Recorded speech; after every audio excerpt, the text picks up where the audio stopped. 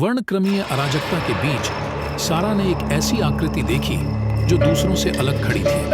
एक कंडक्टर जिसकी आंखों में दुख की झलक थी। जैसे ही वह पास आई, कंडक्टर की नजर उससे मिली और उनके बीच एक मौन समझ आ गई। उन्होंने खुलासा किया कि अभिशाप को केवल उस अपराध बोध का सामना करके ही तोड़ा जा सकता है जो आत्माओं को ट्रेन से बांधता है। फंसी हुई आत्माओं को मुक्त कराने के लिए दृढ़ संकल्पित सारा ने कंडक्टर और अन्य खोई हुई आत्माओं की यादों में तल्लीन कर दिया। उसने पछतावे और अनसुलझे भावनाओं के जाल को उजागर किया जिसने उन्हें आधी रात एक्सप्रेस से बांध दिया था।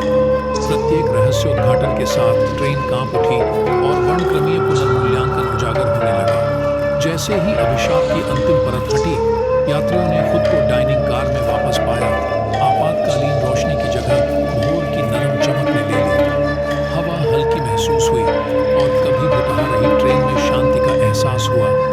कंडक्टर, जो अब वर्णक्रमीय जेल से मुक्त हो गया था, ने सुबह की रोशनी में लुप्त होने से पहले सिर हिलाकर सारा को धन्यवाद दिया।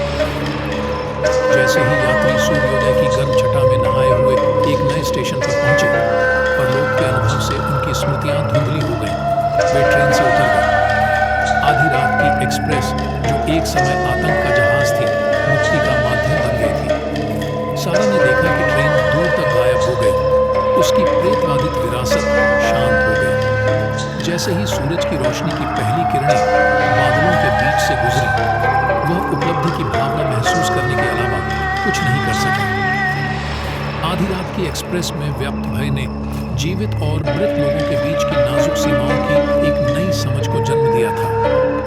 जैसे ही यात्री तितर-बितर हो गए, अपने सामान्य जीवन में लौट आए, सारा प्लेटफॉर्म पर रुक गई। एक प्रस्थान करती रेलगाड़ी की दूर की सीटी हवा में गूंज उठी। एक ऐसी ध्वनि जिसमें अब उस